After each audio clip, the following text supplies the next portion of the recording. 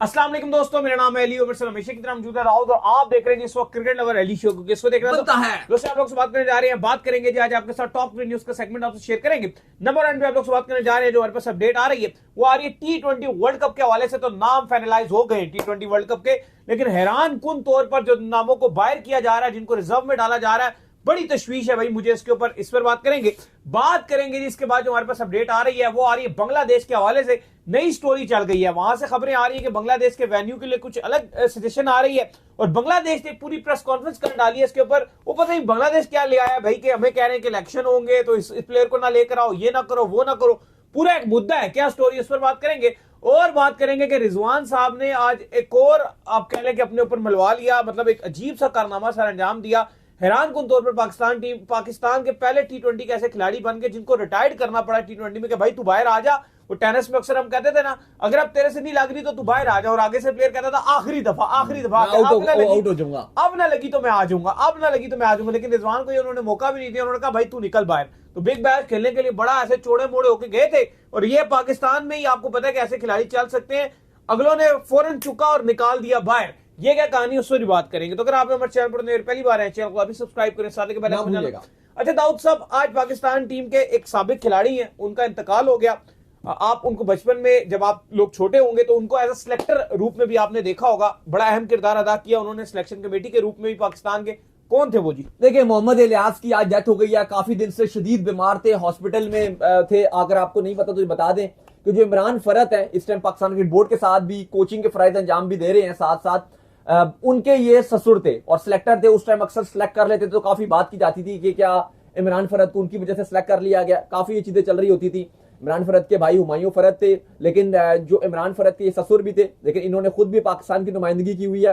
Plus अगर आप देखो खुद अभी पाकिस्तान क्रिकेट बोर्ड के साथ बड़े लंबे अरसे काम इन्होंने किया, लेकिन आज जो उनकी डेथ हो गई है तो हम दुआ करेंगे कि उनको जन्नत में जगह मिले। बिल्कुल।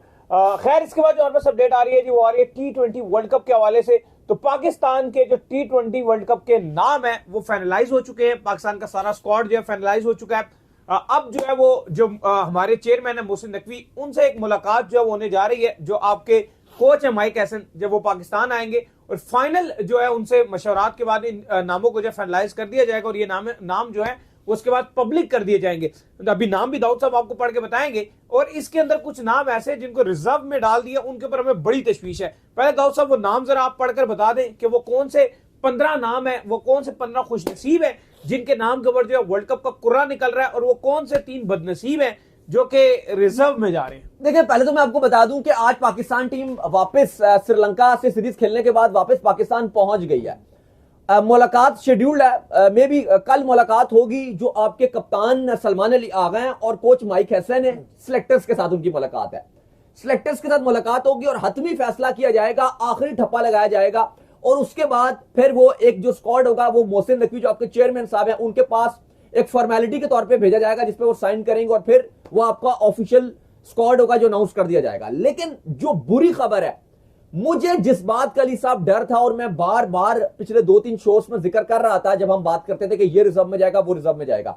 एक तो हम आपको नाम बता रहे थे, उसमें कोई रद्दोबदल नहीं हुआ कि हम कह रहे थे वसीम जूनियर जाएंगे। वो पहला नाम होगा जो रिजर्व में जाएगा, वो आपका स्क्वाड से बाहर हो रहा है, उसमें कोई सरप्राइजिंग नहीं है। वैसे भी कल जिस तरह की उन्होंने परफॉर्मेंसेस दिखाई, बॉल के साथ कुछ कर नहीं रहे थे, 50 रन खा गए, बल्ले के साथ भी कुछ खास नहीं कर पाए, और उन्होंने तो स्टैंप लगा दी कि वो जा रहे हैं। लेकिन दूसरा जो मैं नाम एक सरप्राइजिंग ले रहा था, मैं अब्दुल समद की बात कर रहा था, क्योंकि मैं आपसे बात कर रहा था कि ठीक है, चांस ज्यादा यह है कि उस्मान खान और नाफे में से एक को आप रखोगे और एक को आप रिजर्व में भेजोगे, लेकिन जो अब्दुल समद है उनका भी 10-20% चांस है कि आप इन तीनों में से एक को भेजोगे। और अब ये अपडेट्स आ रही हैं कि अब्दुल समद को इसीलिए मैच नहीं खिलाया क्योंकि उनको भी रिजर्व में डाले जाने का फैसला किया जा रहा है। फिर दूसरी तरफ जो हम बार बार बात कर रहे थे कि उस्मान तारिक को आप क्यों नहीं खिला रहे, तो उन्होंने कहा भाई इसलिए नहीं खिला रहे क्योंकि हमने उनको स्क्वाड में नहीं रख रहे, और हमने उनको 15 रुकनी स्क्वाड में रखना ही नहीं है, इसलिए हम उस्मान तारिक को नहीं खिला रहे। लेकिन ये एक इंतहाई पैथेटिक, एक इंतहाई अगर आप देखो तो बेकार और फजूल डिसीजन होगा, ये जानते हुए कि उस्मान तारिक ने आखिरी मैच में हैट्रिक की। वसीम अकरम ये बात कर रहे हैं कि उस्मान तारिक को लाजमी ना सिर्फ वर्ल्ड कप के स्क्वाड में रखना चाहिए बल्कि आपको 11 में भी खिलाना चाहिए। ये एक इंतहाई पैथेटिक फैसला होगा। बदनसीबी है, पाकिस्तान के फैंस की बदनसीबी है कि एक ऐसा प्लेयर जिसको लीग्स में इसलिए बुलाया जाता है कि फाइनल में उसकी जरूरत होती है कि लीग्स में भाई तू आ जा, फाइनल में खेल, और वो फाइनल्स में खेलता है, चाहे वो T10 में खेले वो परफॉर्म कर जाता है, चाहे वो IL T20 में खेले वो परफॉर्म कर जाता है, पाकिस्तान की तरफ से खेले परफॉर्म कर जाता है, हैट्रिक की बात आती है हैट्रिक कर जाता है, पोलार्ड जैसे बैट्समैनों को फंसाने की बात आती है वो फंसा कर परे मारता है। इतनी ज्यादा पाकिस्तान टीम की बदनसीबी है ना ये कि उस्मान तारिक जैसे खिलाड़ी को रिजर्व में डालने का फैसला करना poor poor poor pathetic pathetic pathetic, जितनी बार मर्जी आप इसको कहेंगे।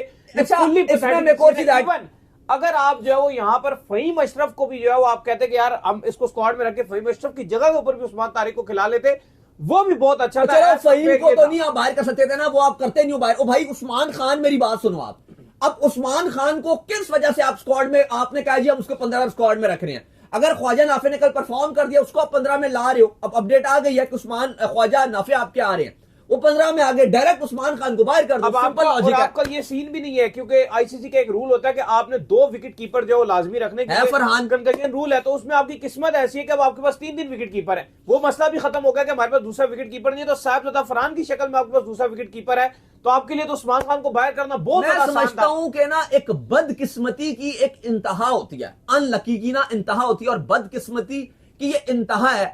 मुझे ना नहीं मैं सॉरी चले मैं इसको बेहिसी का वर्ड यूज कर रहे हैं, लेकिन ना मैं आपको अगर बोलूं ना कि नहीं मैं बदकिस्मती हाथ में था, मैं बदकिस्मती इसलिए बात कर रहा हूं कि आपके पास एक मौका था और आपने उस मौके को अवेल नहीं किया। चैंपियंस ट्रॉफी ना 2025 भारत यहां पर नहीं आई, वो दुबई में उन्होंने अपने सारे मैच खेले, एक ही वेन्यू में खेले। उन्होंने कंडीशंस को हैक कर लिया। हैक कैसे कर लिया कि भाई 3 स्पिनर खिलाएंगे, 3 भी नहीं बल्कि 4 स्पिनर खिलाएंगे हम, 2 हमारे प्रॉपर स्पिनर खेलेंगे, कुलदीप यादव और उनके साथ वरुण चक्रवर्ती, और साथ उन्होंने कहा कि जो अक्षर पटेल है वो खेलेगा और साथ रविंद्र जडेजा खेलेंगे। ये 4 हमारे पास जो पक्के स्पिनर होंगे और हर मैच खेलेंगे, बेशक हमें एक फास्ट बॉलर खिलाना पड़े। एक भी मैच में उनको कंपटीशन किसी टीम ने नहीं दिया क्योंकि बाकी टीम पाकिस्तान में भी खेल रही थी, वहां पे इतना रोल नहीं था कि इतने इतने स्पिनर खेले, और कंडीशन ऐसी थी कि वहां पर आपको जो बाकी टीम्स खेल रही थी, ऑस्ट्रेलिया आ रही है या न्यूजीलैंड यहां पे खेल रही है, यहां बड़ी फ्लैटर कंडीशन थी, यहां पे बैटिंग फ्रेंडली कंडीशन थी, लेकिन वहां पर इंडिया ने हैक कर ली थी कि हम 4 स्पिनर 11 में खिलाएंगे। एक बड़ी अपॉर्चुनिटी थी, वो चैंपियंस ट्रॉफी जीत गए। अब आपने इस बार अपने सारे मैच श्रीलंका में खेलने हैं, ठीक है, बाकी टीमों को इंडिया भी जाना है, सबको इंडिया जाना है, इवन श्रीलंका होस्ट है, को होस्ट है, वो भी इंडिया जाके खेलेगा। आप सारे मैच श्रीलंका में खेलोगे, इससे ज्यादा आप पर किस्मत मेहरबान नहीं हो सकती थी कि आपको सारे मैच श्रीलंका खेलने हैं। लेकिन श्रीलंका खेलने का फायदा ऐसे नहीं बस श्रीलंका खेल रहे हो तो बड़ा फायदा है, वो वहां के हिसाब से अगर आप टीम खिलाओगे तो फायदा है ना। और उसमें भी आपने 2 स्पिनर प्रॉपर स्क्वाड में रखे थे। पेसर्स को देखा था बारिश होने के बाद भी कल पाकिस्तानी पेसर्स का हाल क्या हुआ था, तो चूमड़ निकला था। अब इस पर भी आपने 2 पहले 15 अपनी स्क्वाड में रखे और उसमें से भी अब आपने उस्मान तारिक को, कल शायद उस्मान तारिक आपके स्क्वाड में होता तो ये सीरीज 2-0 से आप जीत जाते आप। लेकिन आपकी ये मैं बदकिस्मती की बात कर रहा हूं, अफसोस कि आपने यहां पे अब फैसला किया जा रहे हो कि उस्मान तारिक को नहीं रखेंगे। देखो अभी हम इसलिए प्रेशर डालेंगे, हम डालेंगे प्रेशर वो इसलिए कि अभी हतमी फैसला इस पर नहीं किया गया। अभी जो आज हमारे पास अपडेट है, अच्छा ये टीम पहुंची है, क्रिकेट बोर्ड का एक तरीका कार होता है, वो ये होता है कि इस खबर को पहले जो है वो लीक करवाया जाता है, ठीक है, इन नामों को जो है बाहर निकाला जाता है, और फिर जो पब्लिक का रिएक्शन होता है, पाकिस्तान क्रिकेट फैंस का जो रिएक्शन होता है वो एक नोट किया जाता है।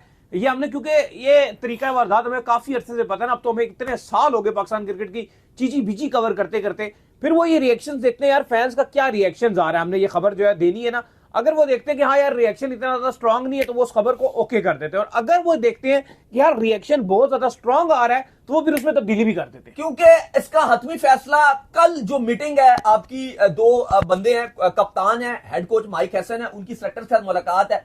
यार मुझे अली साहब अब आप मुझे बताओ ना कि अब आपने उस्मान, अगर ख्वाजा नाफे ने कल अच्छा कर दिया, दोनों उस्मान खान की कैसे आप इस स्क्वाड में जगह बना रहे हो? मुझे आप इस बात का जवाब दो, कैसे बना रहे हो? मैं तो और टेक्निकली अगर आप देखो तो बड़े मैचेस के अंदर आपको पहले ही पता है कि यार उस बेचारे के साथ क्या क्या मसले हो जाते हैं। पाकिस्तान में परफॉर्म कर देना इज अ डिफरेंट थिंग, और वर्ल्ड कप में जाकर जो है उस मौके के ऊपर हमें याद है वो यूएसए वाला मैच इनसे सिंगल भी नहीं हो रहा था इंडिया के खिलाफ। अब देखो अब आपकी ना सोच ये भी है ना कि अगर इन दोनों को रख रहे हो तो दोनों को तो नहीं 11 में खिला सकते ना, बाबर ने भी टीम में आना है, फखर ने भी टीम में आना है, पॉसिबल भी नहीं है, एक ही खेलेगा।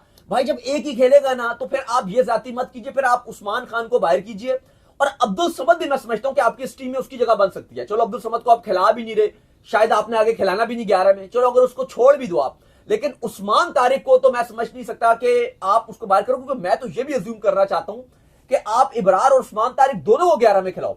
मैं आपको सच बोलूं, अगर मेरे पास चॉइस हो ना, मेरा स्क्वाड 15 रुपीज स्क्वाड हो, मैं शायद उस्मान तारिक को पहले खिलाऊं इब्रार से ऊपर। श्रीलंका के अंदर ज्यादा खतरनाक है, ज्यादा वो अनऑर्थोडॉक्स मुझे लगता है। मैं वो खेला हुआ भी नहीं है, बाकी टीम उसको उतनी खेले भी नहीं है, मैं उस्मान तारिक को पहले खिलाऊं इब्रार के लिए। यार आपने अगर रिजर्व में ही रखना है तो फिर क्यों रख करो, छोड़ दो, फिर रिलीज करो। फिर ये क्या मतलब, आप ये क्या बेच रहे हो, कौन सा बाकी नाम बताइए आपने? बाकी क्या, बाकी तो वही है, कुछ है ही नहीं नाम बाकियों में। अब अच्छी खबर यह है एक आपके लिए, अब्दुल समद भी अलबत्ता बाहर चले हाँ, गए और वसीम जूनियर का चलो वो तो पता ही था हमें कि और जाएंगे। अब्दुल समद का भी ये अंदाजा हो गया था क्योंकि सीरीज में उन्होंने कोई मैच दिया ही नहीं उनको, और जूनियर का हमने आपको कल बता दिया था कि जो हालात उसके दिख रहे हैं वो बाहर ही जूनियर को तो हम बहुत अरसे से बता रहे हैं कि वो तो पहला नाम ही वो बाहर जाना है। लेकिन अब आप देखो ना, अब आपने अली साहब एक और बात का मुझे जवाब देना, आप श्रीलंका में खेल रहे हो, ये आधा दर्जन पेसर किस खुशी में जा रहे हैं, ये करते आधा दर्जन पेसर, इनका पता नहीं क्या दिमाग का मसला है या क्या इशू इनके साथ हो जाता है। मुझे याद है कि पाकिस्तान इंडिया का चैंपियन ट्रॉफी का मैच था इंडिया में, आकिब जावेद साहब जो है प्रेस कॉन्फ्रेंस कर रहे थे और स्टेटमेंट ये दे रहे थे कि जो हमारे पेसर्स है ना वो कल इंडिया को सरप्राइज कर देंगे। और फिर उसके बाद मुझे याद है कि जब वो इधर पाकिस्तान में आए और मैं और दाऊद साहब दोनों जो है प्रेस कॉन्फ्रेंस मौजूद थे, पाकिस्तान ने अपना मैच खेलना था पिंडी स्टेडियम में, तो वो हमें आगे से कह रहे थे यार आप लोग बड़े गुस्से में आज यार, आप लोग जो धुल गया था बुरे तरीके से कि एक दिन पहले प्रेस कॉन्फ्रेंस, उस दिन भी बारिश थी, एक दिन पहले जो था उस दिन भी जो है टीम ने बड़ी आके दौड़ छोड़ लगाई, लेकिन फिर उसके बाद बारिश शुरू होगी, फिर उन्होंने कहा यार आप बड़े गुस्से में क्योंकि इंडिया से मैच है। मतलब ये टेक्निक को समझते ही नहीं है। वहां भी ये कह रहे थे कि पेसर सब कुछ कर देंगे, यहां पर भी अगर आप देखें तो पेसर्स का बोलबाला बनाया। शाहीन शाह अफरीदी, हारिस रऊफ, नसीम शाह, श्रीलंका की तरफ से सलमान डाला, एक सलमान मिर्जा, फहीम अशरफ, नहीं मतलब आप मुझे बताओ ये आधा दर्जन पेसर कौन श्रीलंका की तरफ से इम्पैक्ट किस बॉलर ने डाला था पाकिस्तान के अगेंस्ट? अफरंगा ने। क्यों डाल दिया? क्वालिटी स्पिनर है, क्वालिटी स्पिनर, इसलिए उसने आगे घंटियां बजा दी पाकिस्तान की, और पाकिस्तान के पास क्वालिटी स्पिनर में क्या बचेगा? मैं नहीं समझ पा रहा कि आप किस बेस पे उस्मान तारिक को रिजर्व में डाल के चूरन बेच रहे हो। उस्मान तारिक स्क्वाड में रिजर्व में, वो तो खेल भी नहीं सकता, फिर तो कोई इशू होता भी आप लाओगे। यार उस्मान तारिक और इब्रार दोनों को आपको न सिर्फ 15 में बल्कि मैं समझता हूँ 11 में एडजस्ट करो। बेशक एक पेसर खिला लो, फहीम खिलाना मजबूरी है तो एक पेसर एक फहीम खिला लो, वैसे तो फहीम को भी ड्रॉप करके 2 प्योरली पेसर खिलाओ और 2 प्योर स्पिनर खिलाओ, 6 पूरे रखो ना, 6 के 6 बैट्समैन रखो। और वैसे भी अगर आप शाहीन को लाते हो, शाहीन वैसे भी बैटिंग कर ही लेते हैं, ठीक है, तो वो तो आपके खाली 3 ही बॉलर हुए जो प्रॉपर हुए, शाहीन तो बैटिंग भी कर जाते हैं, 3 आप वो रखो और देखो आपकी टीम कितनी बैलेंस बनेगी, प्रॉपर आपकी बॉलिंग। मैं आपको ये भी कह दूं कि उस्मान खान से बेहतर रन आपको शाहीन भी कर देगा, हाँ, जितने रन आप उससे एक्सपेक्ट कर रहे हैं। नहीं उस्मान खान की तो अली साहब सिर्फ स्क्वाड में रख रहे हैं। अब जो नजर आ रहा है कि शायद ये पहली प्रेफरेंस नाफे को देंगे, तो स्क्वाड में भी ना रखे। तो अब स्क्वाड में आपने रखा है और उसकी जगह अब आपने जो ड्रॉप कर दिया वो आपने उस्मान तारिक को ड्रॉप कर दिया। मतलब इतनी फुदू खाता सोच मुझे नहीं समझ आती। खैर जो भी आपका स्क्वाड आप बात करो, मैं पढ़ के भी बता देता हूं जो अभी तक इन्होंने फाइनलाइज किया। कप्तान सलमान अली आगा, इब्रार अहमद, फहीम अशरफ, फखर जमान, ख्वाजा नाफे, मोहम्मद नवाज, सलमान मिर्जा, नसीम शाह, साहिबजादा फरहान, साइम अयूब, शदाब खान, उस्मान खान, इसके बाद बाबर आजम, हारिस रऊफ, शाहीन शाह अफरीदी, और आपका ये तकरीबन 15 आपको मैंने बता दी। सिर्फ जो आपका जो मिस है, जो आपको हमने 18 नाम बताया, फिर आपको बता दूं कि सिर्फ जो मिस है, अगर कोई एक आध मेरा नाम रह भी गया तो आप खुद ऐड कर लीजिए, क्योंकि शदाब भी इसके अंदर। सिर्फ जो 3 नाम मिस है, वसीम जूनियर, उस्मान तारिक और अब्दुल समद, ये सिर्फ 3 नाम रिजर्व में है बस। बाकी वो जो 3 इस टीम में आ रहे हैं डायरेक्ट अभी आ जाएंगे, वो जो भी स्क्वाड में नहीं है, बाबर रऊफ, शाहीन रऊफ, ये 3 आ जाएंगे। लेकिन ये बिल्कुल भी अगर आप देखो तो जस्टिफिकेशन नहीं है ना, कोई अकल वाली बात है। लेकिन बात हुई है कि हम जो बार बार बात कर रहे थे, जो हमें डर लग रहा था ना, वो ये रीजन था। जो इन्होंने 2 मैच हुए ना पाकिस्तान बांग्लादेश के, और दोनों में इन्होंने 2 बंदों को नहीं खिलाया, सिर्फ 2 को नहीं खिलाया। कौन 2 नहीं खिलाए? अच्छा एक और आपको चीज आप सुन लीजिए। इनकी सोच तो ये थी कि जूनियर को इसलिए भी फुल चांस दे रहे थे कि अगर वसीम जूनियर हल्का फुल्का कुछ कर लेता है तो उसको हम डाल देंगे, इसलिए उसको लगातार ही चांस दे रहे थे। लेकिन उस्मान तारिक को उनको खिलाने का इरादा ही नहीं था, और ये डरे हुए भी थे कि अगर उसको खिला देते और वो एक बार फिर हैट्रिक मार लेता, लास्ट मैच में भी हैट्रिक थी, ये क्या करते, मजबूरी बन जाती इनकी, और श्रीलंकन कंडीशन उसको सूट करनी थी, और ये खिलाने ही नहीं चाहते थे। और अब्दुल समद को भी इन्होंने एक मैच भी नहीं दिया, फिर आप स्क्वाड में ना रखते अब्दुल समद को भी। कोई लॉजिक नहीं है कि ये जो दो आपने बाहर किए अब्दुल समद और उस्मान तारिक, अब्दुल समद की शायद मैं फिर भी मैं कहूं कि चलो ठीक है, अगर एक वैसे तो वो भी होना चाहिए, लेकिन मैं इस सोच के साथ जाता हूं कि चलो अगर फखर जमान ने भी 11 में खेलना है, साइम और फरहान को आप ड्रॉप ही नहीं करोगे, लाजमी वो खेलेंगे, बाबर ने भी आना है, तो चलो मुझे पता चल गया कि 11 में तो जगह नहीं बन पाएगी क्योंकि नाफे और उस्मान में से भी एक खेलेगा, अब्दुल समद शायद आपकी 11 में ना ही खेल सके। लेकिन उस्मान तारिक का तो सोच के मुझे परेशानी शुरू हो जाती है कि वो क्यों नहीं है, क्योंकि उसके 2-3 रीजन है। एक ये कि इब्रार आपका फिनाले खेले थे इंडिया वाला मैच, क्या परफॉर्मेंस थी, बिल्कुल फाइनल में अच्छी बॉलिंग नहीं कर रहे थे, इवन साइम उनसे अच्छी बॉलिंग कर रहे थे, काफी क्रूशियल मैचेस में इब्रार वो इंपैक्ट नहीं डाल पाते, ऐसा नहीं कि बुरी बॉलिंग करते हैं। उस्मान तारिक का ना एक मैच्योरिटी बहुत है, एक्सपीरियंस और मैच्योरिटी काफी है उनमें। नहीं, ये मैं नहीं समझता कि जस्टिफिकेशन है जिस तरह से इन्होंने उस्मान तारिक को बाहर कर दिया कि एक हमारे पास इब्रार है, एक शदाब है, एक नवाज है। यार वो शदाब और नवाज ऑलराउंडर की कैटेगरी में खेल रहे हैं, वो तो आप वैसे भी बैटिंग और फिनिशर में खिला रहे हो। दुनिया की बाकी टीमें वैसे उससे डरी हुई थी, ये पहले ही डर गए। अश्विन जो है वो बाहर बैठ कर जो उसके एक्शनों पे बड़े बयानात देने लगे हुए थे, बैठ के बात पहले ही जो है वो लगे हुए थे कि भाई अभी आईसीसी के रडारों में आ जाएंगे, कैमरों में आ जाएंगे, खुद सारी जिंदगी जिस तरह का एक्शन अपनाया वो छोड़ दीजिए। उस्मान तारिक अभी इंटरनेशनल में जी आईसीसी के रडार में आ जाएंगे जी, लीग के अंदर उस तरह से आईसीसी जो मॉनिटर नहीं कर रहा होता, लेकिन अपने इवेंट में आईसीसी मॉनिटर करेगा। अभी अगले डरे हुए थे और आपने पहले अपना त्याग कर दिया। बात करते हैं अश्विन, अब वो बात करते हैं कि जो उस्मान तारिक ब्रेक बहुत ले रहा है, शायद ना अश्विन भूल गए हैं, मैं उनको लेकर जाऊंगा 12 ब्रेक लेते थे ना। नहीं ब्रेक अभी वो कहेंगे मैं कम ब्रेक लेता हूं, लेकिन मैं आपको ब्रेक याद कराता हूं उनकी। मैं आपको लेकर जाऊंगा 12 साल पीछे, 13 साल पीछे, 2013 की champions trophy England final last over कौन डाल रहा था? अश्विन। कीपर कौन था? धोनी। वहां पे जितना वो ब्रेक ले रहे थे ना आखिरी ओवर में, अगर आप देखिए उन्होंने अपना एक्शन भी चेंज कर लिया था, और वो जो अश्विन साहब ब्रेक ले रहे थे ना, वो पूरे 5 सेकंड का ब्रेक ले रहे थे, उतना उस्मान तारिक भी नहीं लेता ब्रेक। ये फाइनल जो है ना मैं दुबई में देख रहा था, और ये फाइनल तो इंग्लैंड में खेला जा रहा था, बारिश हो रही थी बार बार इस फाइनल में।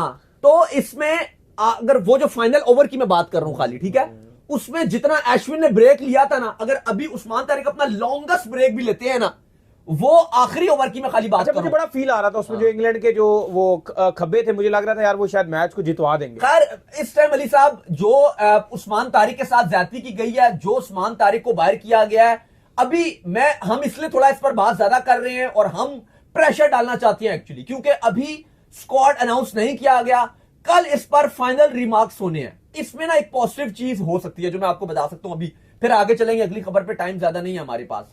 वो अली साहब ये है कि पाकिस्तान, पॉजिटिव खबर यह है कि पाकिस्तान कल वाला मैच हारा हुआ है। यह आपको लगेगा क्या बोल रहा है, क्या गलत बात कर, लेकिन ये एक खबर है पॉजिटिव, क्योंकि जब आप हारे हुए होते हो और आपकी बॉलिंग बुरी तरह एक्सपोज हुई थी, तो फिर आपको तब्दीली करनी पड़ती है। आखिरी आपके पास जो थी ना कल का एक्सपेरिमेंट ही था, ऑस्ट्रेलिया की जो आपकी टीम खेलेगी वो T20 वर्ल्ड कप खेलेगी, क्योंकि वो 28 तारीख से सीरीज आपकी शुरू होगी। वो क्या आपके पास टाइम रह जाएगा? 30 को आप दूसरा मैच करोगे, 31 वो आप तीसरा मैच करवा दोगे, मतलब आपका एक मैच, आपका जुमेरात को एक मैच है, जुमे को आपका ब्रेक है, और जुमे को आपका पीएसएल का ऑक्शन है, वो ड्राफ्ट है, इतवार को हफ्ता आपका दूसरा मैच है, और संडे को आप जो है वो तीसरा मैच करवा दोगे अपना। तो बात यह है कि अभी क्योंकि हतमी फैसला इसका होना है, और वो गालिबन कल जो मीटिंग है उसमें होना है, तो हो सकता है कि ये सोच एक आए सिलेक्टर्स की कि यार देखो इब्रार तो कल थोड़ा सा मार पड़ गई थी, इब्रार को पड़ी थी कल हल्की सी मार, तो ये सोच रहेगी कि यार देखो इब्रार को मार पड़ी थी, हमें जरूरत पड़ सकती है उस्मान तारिक जैसे अनऑर्थोडॉक्स बॉलर की, जिसका एक्शन भी थोड़ा सा डिफरेंट है, पिक करने में भी मुश्किल आती है। आई होप कि ये जो हम बात कर रहे हैं, ये सिलेक्टर्स, कप्तान और कोच भी इस बात पर एग्रीड हो और उस्मान तारिक को शामिल करें, क्योंकि ये सोच बहुत बेकार रहेगी कि आपके उस्मान खान भी स्क्वाड के अंदर है, नाफे आप लेकर आओ, बहुत अच्छा फैसला किया, लेकिन उस्मान खान बाहर जाती हैं। सच मैं आपको बताऊं अली साहब, मैं सच बताऊं तो मैं नहीं, जो अभी आपके करंटली ओपनर है ना साइम और फरहान, मैं नहीं समझता कि ये ओपनिंग जोड़ी आपकी 11 की बेस्ट है। मैं समझता हूं इन दोनों में से एक खेलना चाहिए, साइम और फरहान, और इनके साथ एक को फखर को आना पड़ेगा इनके साथ। ये दोनों जिस तरह से खेलते हैं साइम और फरहान, बिल्कुल फारिग जोड़ी है। सबसे बड़ा एक और मसला भी है कि इन दोनों का स्ट्राइक रेट का भी बहुत इशू है, T20 में बहुत स्लो खेलते हैं, और फिर बाबर ने भी इस टीम में आ जाना है, तो मतलब आपकी पहले 3 बहुत कॉम्प्रोमाइज हैं। बिल्कुल। खैर जी, इसके बाद जो हमारे पास अपडेट आ रही है जी, वो आ रही है बांग्लादेश के हवाले से। तो अजीब ही जो चीजें बांग्लादेश को लेकर जो वो चल रही हैं, बांग्लादेश के हवाले से खबर अब ये सामने आ रही है कि बांग्लादेश ने, आपको पता है कि रिक्वेस्ट की थी कि हमारा जो वेन्यू है वो चेंज किया जाए, लेकिन आईसीसी की तरफ से जो है ये खबर आ गई थी कि आईसीसी जो है वो बांग्लादेश का वेन्यू जो है वो चेंज करने के ऊपर जो वो राजी नहीं था कि इंडिया से बाहर खिलाने पर इवन बांग्लादेश ने बड़ी कोशिश की थी कि हमारे मैचेस श्रीलंका चले जाएं, लेकिन आईसीसी जो है इस चीज को भी बार बार जो है वो रिजेक्ट कर रहा था। लेकिन अब बांग्लादेश ने एक प्रेस कॉन्फ्रेंस की है जिसमें उन्होंने हैरान कुन कुछ इंकशाफात किए हैं कि पीसी जो भारतीय क्रिकेट बोर्ड है उन्होंने इनको क्या कहा है। ये क्या स्टोरियां सुना रहे हैं, इलेक्शन तो पता नहीं क्या क्या, बताएं ना जरा। देखिए, आज बांग्लादेश के जो मिनिस्टर हैं यूथ डेवलपमेंट के, वो आज प्रेस कॉन्फ्रेंस पर आए और उनके पास एक लेटर था जो उन्होंने कहा कि ये आईसीसी की तरफ से आया, और लेटर में बहुत हैरान कुन चीजें थी। और उन्होंने बताया कि आईसीसी ने बांग्लादेश के ऊपर 3 शर्तें रख दी। उन्होंने कहा कि हम बांग्लादेश का वेन्यू चेंज नहीं करेंगे, और चेंज तो छोड़ो, वो तो दूर की बात है,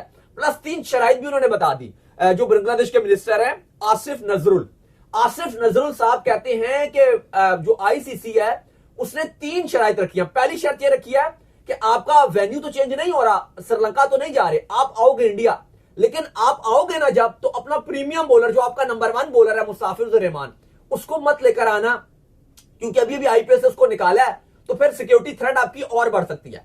सेकंड, उन्होंने कहा कि अगर आपके फैंस इंडिया ट्रैवल करते हैं, वैसे तो मुख्तसर लोगों को वीजा दिया जाएगा, लेकिन अगर दिया जाता है, आपके मीडिया आएगा, तो उनको एक बात का, 2 बातों का बड़ा ख्याल रखना है। ये कि बांग्लादेश का कोई फ्लैग ना उठाए, बांग्लादेश की कोई जर्सी ना पहने, और दूसरी बात यह कि कोई बांग्लादेश के नारेबाजियां ना हो कि बांग्लादेश बंगाल टाइगर्स, ऐसी बात ना आपने स्टेडियम में करनी है, और ना आपके जो मीडिया जर्नलिस्ट हैं उनको ये करना है, ना खुले में इंडिया में बांग्लादेश का फ्लैग लेके फिरना है, वरना आपको सिक्योरिटी थ्रेट हो सकती है। ये दूसरी बात। तीसरी बात, उन्होंने कहा क्योंकि जब वर्ल्ड कप शुरू हो जाएगा तो उसी टाइम बांग्लादेश में जनरल इलेक्शन भी शेड्यूल्ड है। उन्होंने कहा कि वो जो इलेक्शन है वो उनका इंपैक्ट शायद इंडिया में आपको सिक्योरिटी कंसर्न्स उसके मिल सके, और वो आपकी टीम के ऊपर इफेक्ट हो सकता है। ये अब उन्होंने 3 चीजें बताई हैं जो बहुत हैरान कुन है। अगर ये आईसीसी ऐसी बात करता है तो यकीनन तौर पर ये सब के लिए एक हैरान कुन है कि आईसीसी अगर ये एडमिट कर रहा है कि एक मुस्ताफिजुर रहमान जैसा नंबर 1 खिलाड़ी इंडिया नहीं जा सकता, या अगर आईसीसी ये बात कह रहा है कि आप अपना फ्लैग और अपनी जर्सी नहीं पहन सकते, वर्ल्ड कप में तो 20 टीमें हैं, हर टीम का अलग फ्लैग, हर टीम की अलग जर्सी, अगर इस पर पाबंदी लग जाएगी तो फिर क्या होगा, और इलेक्शन से क्या ताल्लुक है भाई वर्ल्ड कप इवेंट का, तो ये बहुत संगीन एक बात हो सकती है। अच्छा, एक और रिपोर्ट्स दाऊद साहब ये भी आ रही हैं, और वो ये रिपोर्ट्स आ रही है कि जो आईसीसी है अब वो ये कंसीडर कर रहा है कि वो बीसीसीआई से, यानी कि इंडियन जो क्रिकेट बोर्ड है उसके साथ ये बात करके जो बांग्लादेश के मैचेस हैं, जो ओरिजिनली 3 मैचेस जो है वो कोलकाता में खेले जाने हैं और 1 मैच जो है वो मुंबई में खेला जाना है, उसको वो चेन्नई शिफ्ट कराना चाह रहे हैं, क्योंकि चेन्नई का जो वहां का जो एसोसिएशन है उन्होंने ये रजामंदी जाहिर की है कि अगर जो है हमें बांग्लादेश के मैचेस दे दिए जाते हैं, ऑलरेडी चेन्नई जो है वो वर्ल्ड कप को जो होस्ट कर रहा है, तो हम जो है वो इनके मैचेस जो है वो सेफली होस्ट कर लेंगे। चेन्नई और साथ में कोर स्टेडियम है, हाँ वो बड़ा मुश्किल से उसका नाम है, उधर भी जो है वो कहा गया कि तामिल में ही उधर भी कहा गया कि जो बांग्लादेश के मैचेस हैं वो वहां रखवा दी जाए। लेकिन मुझे लगता है कि जो बात बांग्लादेश की तरफ से आई है ये थोड़ी अजीब सी बात है। आईसीसी का इस पर जो भारतीय मीडिया ने इस पर रिस्पॉन्ड दिया, उन्होंने कहा कि वो कोट कर रहे हैं आईसीसी, क्योंकि प्रेस रिलीज इस पर नहीं आई, क्योंकि आईसीसी प्रेस रिलीज जारी करता तो दायर है वो सब मीडिया के लिए होती है, लेकिन इंडियन मीडिया इस पर बात कर रही है कि वहां से जो आईसीसी की तरफ से मौकफ आया है वो जाहिर है वो कह रहे हैं कि पर्सनल लेवल पे या किसी से आप मौकफ ले लेते हैं, कोई एक जर्नलिस्ट लाके, वो एक अलग चीज होती है, एक प्रॉपर प्रेस रिलीज अलग होती है। तो उन्होंने कहा है कि आईसीसी बिल्कुल इसको डिनाई कर रहा है कि हमने ऐसा कोई लेटर लिखा है जिस पर बांग्लादेश से 3 शर्तें लिखी है कि आप मुस्ताफिजुर रहमान को ना लेकर आओ, या जनरल इलेक्शन आपकी जो हो रहे हैं वो इंडिया में आपके लिए थ्रेट बन जाएगा, या फिर आपको बांग्लादेश का फ्लैग और ये जो स्लोगन है ये नहीं लगाने। वो कह रहे हैं कि ये जो आसिफ नजरुल ने जो प्रेस कॉन्फ्रेंस की है इसका आईसीसी से कोई ताल्लुक नहीं, और आईसीसी ने कोई ऐसा लेटर नहीं लिखा। अब याद रहे कि आईसीसी को क्योंकि बीसीसीआई के ही लिए तस्वर किया जाता है, क्योंकि चेयरमैन जय शाह हैं, चीफ एग्जीक्यूटिव संजोग गुप्ता हैं जो पहले स्टार स्पोर्ट्स के भी हेड रह चुके हैं, और बाकी भी अगर आप देख लो ऑलमोस्ट 95% जो आईसीसी के सारे मामला संभालते हैं वो सारे इंडियंस हैं, ऑपरेशनल मैनेजर, डायरेक्टर सारे आपको वही नजर आते हैं। लेकिन वहां पर जो भारतीय मीडिया है वो कह रहा है जी कि ऐसा कोई लेटर आईसीसी ने बांग्लादेश को नहीं लिखा। अब कौन सच है कौन झूठ है ये तो खैर हमें आगे आने वाले चंद दिनों में पता चल जाएगा, लेकिन आईसीसी और बीसीसीआई की जो एक मीटिंग आपको पता है कि एक हुई थी, क्योंकि 2 दिन पहले भारतीय क्रिकेट बोर्ड ने मुंबई में एक मीटिंग रखी थी, अपनी इंटरनल मीटिंग, इस बांग्लादेश के मामले पे भी कि हमें क्या फैसला करना चाहिए। फिर उन्होंने कल आईसीसी से मशावरत की, और उस मशावरत के बाद अभी जो उन्होंने आपको अपडेट दी वो ये जरूर आ रही है, ये हमारे भी सोर्स आप कह लो कि कंफर्म कर रहे हैं जो आईसीसी में है, कि आईसीसी बांग्लादेश के मैचेस जो शिफ्ट कर रहा है, और आईसीसी ये उनको पेशकश करने के लिए जा रहा है बांग्लादेश को। वो हमने आपको पहले भी बताया था, अगर हमें हमारा शो देख रहे तो हम ये बात कर रहे थे कि आईसीसी बांग्लादेश के जो मैचेस हैं वो शिफ्ट जरूर करेगा। तो आईसीसी उनको ऑफर कर रहा है कि अगर आपके लिए कलकत्ता में भी आप कह लो कि आप कलकत्ता में आपके मैचेस ईडन गार्डन में, फिर बाकी आपके जो है वो एक मुंबई में है, तो चलो हम आपके के सारे मैचेस शिफ्ट कर देते हैं और आपको तामिल से बाहर निकलना ही नहीं पड़ेगा, तमिलनाडु से, वहां आपको सिक्योरिटी भी दे देंगे और आप चेन्नई में और तिरुवनंतपुरम जो है वहां पे आप अपने सारे मैच जो है, इवन अगर आप सुपर 8 में भी गए तो आपको वहीं पर खिला दिया जाएगा। लेकिन ये मुद्दा जो है ना एक्चुअल में ये अब सीरियस इशू जो है बनता जा रहा है, क्योंकि जिस तरीके से वहां से रिपोर्ट्स आ रही हैं, जिस तरीके से यहां से रिपोर्ट्स आ रही हैं, फिर आईसीसी की तरफ से जो है लगातार रिपोर्ट्स आ रही हैं। अब अगर आप देखो तो अगर इस तरह की कोई आकर जो है इस तरह की प्रेस कॉन्फ्रेंस करता है जिसमें वो कहता है कि बांग्लादेश का फ्लैग शामिल नहीं होगा, अपने प्रीमियम बॉलर को जो है वो आपने नहीं लेकर आना, तो फिर कहीं ना कहीं जो है वो एक बहुत ज्यादा प्रेशर जो है वो इंटरनली भी उठता है कि फिर हम इस टूर्नामेंट को खेल ही क्यों रहे हैं। क्योंकि देखो ये फ्लैग वाली बात तो ये तो सच है, इस पर तो आप नहीं कह सकते कि फ्लैग नहीं लेकर आ सकते, उसकी रीजन जर्सी नहीं पहन सकते। इंडिया के अंदर का भी यही हुआ था 2023 के वर्ल्ड कप में। बिल्कुल इंडिया के अंदर वो उनको ये लगता है कि हम अपनी ऑडियंस को फिर कंट्रोल नहीं कर सकते। हाँ, वो क्योंकि वो अलाउ नहीं करते, वो अलाउ नहीं करते। इंडियन जो फैंस है स्टेडियम में वो नहीं काबू में आते। इवन आप देखो मेसी इतना बड़ा ग्लोबल स्टार है, वो मेसी ईडन गार्डन में गया हुआ था, वो वहां ने तोड़ फोड़ कर डाली, वो रुके ही नहीं, वो नहीं रुकते फैंस। वो आप देख लो परेड हो रही थी वहां, आरसीबी वो जीता था, उन्होंने परेड कराई। 2023 में भी एक पाकिस्तान का फैन था, वो पाकिस्तान का यूनिफॉर्म पहन के चला गया था, अकेला वही था, उसको वो रगड़ा लगाया था, उसको हिला दिया था पूरा, पकड़ लिया गया था, बाद में उसको उतारनी पड़ी, एकदम उसको साथ बहुत ज्यादा ह्यूमिलेट कर दिया। बांग्लादेश का एक फैन है, बांग्लादेश का एक फैन था पिछले दिनों, उसको भी कुट लगी थी। तो वो तो आप क्राउड को नहीं रोक सकोगे, वो मुश्किल होगी। तो वो तो हमें लगता है कि ये तो आईसीसी बोलेगा, क्योंकि बीसीसीआई वैसे भी अलाउ नहीं करेगा। और ये एक अगर आप देखो तो वाकई अकलमंदाना डिसीजन भी है, क्योंकि उनमें नहीं है ना कंट्रोल, इंडियंस उस तरह से वो नहीं छोड़ते, वो फिर कटा देंगे। क्योंकि जो लोकल अवाम है, अब वो जो एक भीड़ होती है, उसको आप कैसे रोक सकते हैं, वो बड़ा मसला बन जाता है। तो खैर ये चीजें काफी खराब है, लेकिन बांग्लादेश की तरफ से भी दूसरी तरफ जो स्टेटमेंट है, उनकी गवर्नमेंट और उनका जो बोर्ड है वो इस टाइम एक पेज पर है और उन्होंने कहा है कि हम तो इंडिया नहीं जाएंगे। खैर इसके बाद जो अपडेट आ रही है जी वो आ रही है पाकिस्तान के लिए ह्यूमिलेशंस की अपडेट आ रही है, मतलब एक बेइज्जती वाली अपडेट आ रही है। और अपडेट ये आ रही है कि मोहम्मद रिजवान साहब जो है वो आज बिग बैश लीग में जो खेल रहे थे, तो उन्होंने अपने नाम एक यूनिक रिकॉर्ड जो है वो कायम कर दिया। और वो यूनिक रिकॉर्ड उन्होंने अपने नाम ये कायम कर दिया कि पाकिस्तान के T20 से रिटायर्ड हर्ट होने वाले पहले खिलाड़ी बन गए, जिनको बुला लिया गया कि भाई आपने जितना खेलना था खेल लिया, जितनी बॉलें आपके साथ हमारा कॉन्ट्रैक्ट हुआ था कि भाई इतनी बॉलें तो खेलेगा, खेल लिया, मेरा भाई तू बाहर आ जा, तेरी जगह हमने किसी और को भेजना। मतलब एक शर्म की बात है कि उनसे हिटें ही नहीं लग रही हैं। मतलब वो T20 के कहते हैं, अभी भी उनसे बात करो, कहते हैं मैं तो T20 का टॉप प्लेयर हूं पाकिस्तान का। अच्छा, इमाद वसीम को भी वैसे बुला लिया गया था, लेकिन अगर आप उस पॉइंट ऑफ व्यू से देखो तो करंट पहली बार बुलाया नहीं, बिग बैश में पहली बार हुआ है, लेकिन अगर आप देखो जो करंट इमाद वसीम रिटायर्ड हो चुके थे, लेकिन अगर आप इनकी एक्टिव प्लेयर की बात करो तो ऐसे कभी एक्टिव प्लेयर के साथ नहीं हुआ कि उसको बुला लिया गया हो कि आप जो आ जाओ। लेकिन बात यह है ना कि रिजवान लगातार हम बात कर रहे थे कि बिग बैश में स्लो पे स्लो, पिछले मैच में भी इतना स्लो खेले, पिछले मैच में भी स्लो खेले, उससे पिछले मैच में भी अगर आप देखो बहुत टुक कर रहे थे। आज मेलबर्न रेनिगेट्स का और सिडनी थंडर का मैच था। सिडनी थंडर ये शादाब खान की टीम है, अलबत्ता वो तो पाकिस्तान के साथ मौजूद थे, अब वो भी रवाना हो गए हैं, वो भी जल्द अपनी जो सिडनी थंडर है इस टीम को ज्वाइन कर लेंगे। लेकिन सिडनी थंडर ने आखिरी 2 ओवर्स रह गए थे, तो उनके कप्तान सदरलैंड ने फैसला किया कि भाई रिजवान को कहा कि भाई आप वापस आ जाओ। उस टाइम उन्होंने 23 गेंदों पे 26 रन बनाया हुआ था और उनको बुला लिया गया कि बस आपने काम कर लिया। खैर सदरलैंड भी कुछ खास नहीं कर सके, वो भी रन आउट हो गए 1 रन बनाकर। अलबत्ता दूसरे रन पे वो भी पाकिस्तानी ही थे, हसन खान। फिलहाल आज पाकिस्तान की डोमेस्टिक छोड़कर वो यूएसए गए, लेकिन क्या कमाल का ही टैलेंट, उसने 4 छक्के मारे हुए, दूसरे रन में वो खेल रहा था, 4 छक्के और 1 चौका की मदद से उसने 46 रन बनाए।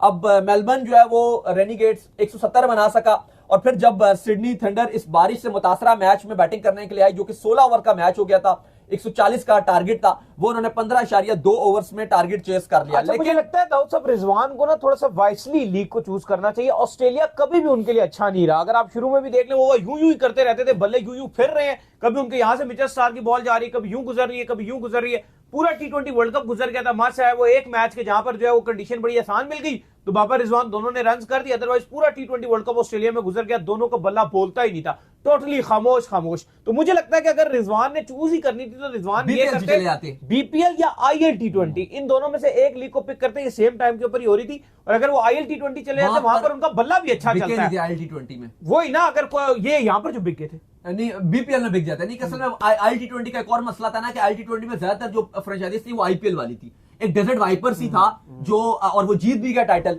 वो उसका आईपीएल में कोई इंपैक्ट नहीं, लेकिन उन्होंने सारे पाकिस्तानी डाले। लेकिन ये लीग इनके लिए जो है ना, मैं बिल्कुल एग्री करूंगा, मैं बिल्कुल आपकी बात से एग्री करूंगा कि इनको बिग बैश की जगह बीपीएल चूज करनी चाहिए थी, या फिर आईएल T20 में कोई चांस। चलो आईपीएल नहीं हुआ सका ना, वो नहीं हो सका, उनका हो नहीं सकता था, वो सारी टीम थी, लेकिन एटलीस्ट ये बीपीएल में इनका नाम हो जाता, ये वहां पे इनको फिर भी कंडीशन सूट करती, थोड़ा बॉल रुक कर आता, 100% सूट करती, क्योंकि वहां पे 120-130 ही बन रहे थे।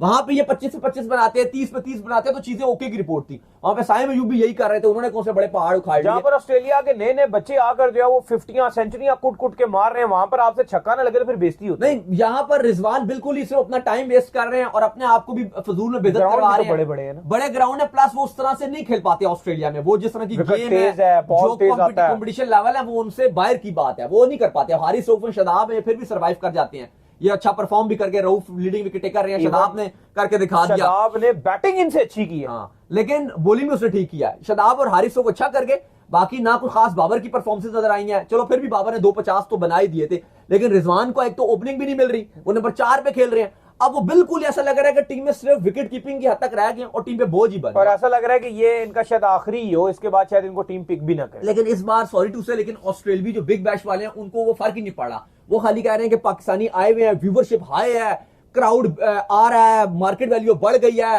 व्यूवरशिप आ रही है, पैसा आ रहा है, उनको फर्क ही नहीं पड़ रहा। उन्होंने वहां पे बुला के इसको एमुलेट कर दिया कि तू बाहर आ जा। नहीं, खेल तो रहे हैं ना, एक हाइप तो बन रही है ना। अगर आप देखो इस बार बिग बैश में क्या खास चीज है, यही है कि पाकिस्तानी प्लेयर्स की भरमार है और वो एक उनको कैश कर रहे हैं बिग बैश वाले। लेकिन to be very honest, Rizwan को खुद फैसला करना चाहिए था कि मुझे बिग बैश में नहीं जाना, बल्कि इधर बीपीएल में आ जाते। और अगर वो ये सोच रहे थे कि शायद वो पाकिस्तान टीम में जगह बना सके, उनके लिए वो भी मुश्किल हो जाएगी। और एक और आपको बात बता दूं, अभी ना जो सियालकोट पॉसिबल तौर पे शायद वो स्टैलियंस बनती है, उनके जो ऑनर हैं हमजा मजीद, वो बार बार जो उन्होंने इंटरव्यूज दिए, अभी भी दे रहे हैं और इससे पहले भी वो दे रहे थे, तो उनसे पूछा जाता था आपका फेवरेट खिलाड़ी कौन है, तो वो कहते थे मोहम्मद रिजवान, मोहम्मद रिजवान, मोहम्मद रिजवान, मोहम्मद रिजवान। और कहीं ना कहीं उन्होंने अंदिया भी दे दिया था कि मोहम्मद रिजवान को मैं कप्तान बना रहा हूं। और ये सियालकोट की बड़ी ख्वाहिश है कि अगर मुल्तान सुल्तान नहीं उनको लेती है तो हम उनको कप्तान लेंगे। कसम से सियालकोट जो है उसके जो लेगेसी है वो इमरान नजीर टाइप लोग हैं। चलो शोएब मलिक आप आगे थोड़े बहुत फारिग हुए, लेकिन अपने टाइम पर वो भी बड़े तेज थे यार। ऐसे लोग उनकी लेगेसी को जो है वो फॉलो कर रहे हैं हम। यार खुदा का वास्ता यार, रिजवान शेजवान कुछ और ही करें यार। लेकिन अभी जिस तरह से रिजवान की नेगेटिव मार्केटिंग हो रही है ना, और देखो अभी उन्होंने फैसला कर रहे हैं, लगता है सियालकोट को ब्रांड एम्बेसडर बनाना चाहिए इमरान नजीर को अपना। तो नहीं वो होगा मेरे ख्याल से, मैं भी उनको लेकर आए अपने लिए, पावर हिटर लेकर आ जाए, उनको ऐसा कोच ले आए, कुछ ना कुछ शायद उनको रोल दे भी दें। अब वो आगे पता चलेगा हमें, वो लगे हुए काम में। लेकिन ना सियालकोट बहुत ज्यादा इम्कान नजर आ रहा था कि वो मोहम्मद रिजवान को अपना कप्तान बनाने जा रहे हैं। लेकिन आज जो कुछ हुआ है, मुझे लगता है कि इंपैक्ट डलेगा और सियालकोट को दोबारा से अपनी सोच रखनी पड़ेगी, दोबारा से सोच चेंज करनी पड़ेगी कि भाई अगर हमें अपनी टीम बनानी है, अभी हमारी नई टीम आई है, अच्छी मार्केटिंग हो रही है, हाइप बन रही है, तो फिर अगर हम ऐसे प्लेयर को कप्तान बनाएंगे जिसकी T20 में जगह ही नहीं बनती, ना पाकिस्तान टीम में बन रही है, रिटायर्ड हो रहे हैं, तो फिर नहीं समझ आ रहे। रिजवान बुरे खिलाड़ी नहीं है, ओडीआई में आप खिलाइए, टेस्ट में खिलाइए, लेकिन सॉरी टू से T20 में नहीं समझ आते। तो चलो उम्मीद करते हैं आज का हमारा शो आपका पसंद आया। वीडियो को लाइक कीजिए, हमारे चैनल को सब्सक्राइब कीजिए, साथ ही बेल आइकन को बजाइए। एक और काम कर लीजिए और वही कर लीजिए, आप जो इंस्टाग्राम के ऊपर जाओ जाइए और जाकर जाओ इंस्टाग्राम पे मुझे फॉलो कर लीजिए, वहां पे मैं मौजूद हूं दाऊद क्रिकेट के नाम से। अगर आपको कोई सवाल हो तो भेजिएगा और इनको भी फॉलो मुझे फॉलो कीजिए, मैं क्रिकेट लवर ऑफिशियल के नाम से लिंक डिस्क्रिप्शन में मौजूद है, जाइए फॉलो कीजिए। नेक्स्ट वीडियो तक ख्याल रखिएगा अपना।